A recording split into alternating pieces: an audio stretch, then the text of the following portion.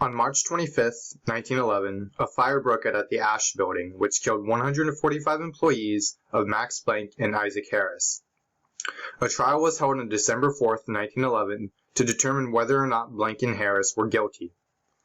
The main accusation of the trial was that a door on the 9th floor was locked when it should have been unlocked. The picture above shows a man blocking that door on the 9th floor, and since he's blocking it, the women employees are dying because of the fire.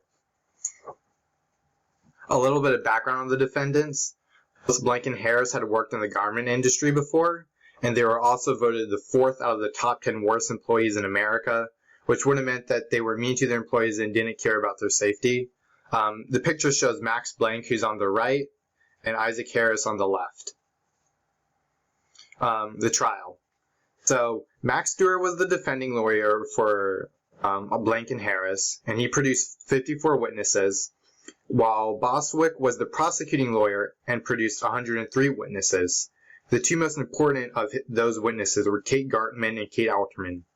And again, the biggest accusation was that a door on the 9th floor had been locked when it should have been unlocked, which was in direct violation of the New York building and safety laws.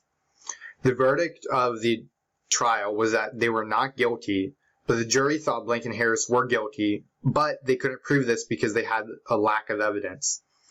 Victor Steinman, a juror, declared, "I believe that the door was locked at the time of the fire, but we couldn't find them guilty unless we believed they knew the door was locked." And the picture up here is a picture of the Ash Building after the fire. There were two questionable aspects of the trial. The first big one was that during the cross-examination of Kate Alterman, who was a witness for the prosecuting case, Stewart, the defending lawyer, kept asking her the same question: how did Margit Schwartz die? Every time Alterman answered the question, she told the story slightly differently, which would have meant that she probably was paid to say what she said. And the second big questionable aspect of the trial was when a defending witness, May Levanti, gave a testimony that there was a key to the locked 9th floor door, and she used it to open the door. But when she opened it, and I quote, she saw smoke and fire. Bostwick, the defending lawyer, claimed that she lied because he had multiple witnesses that said she went down the stairwell, saw flames, and made it out untouched.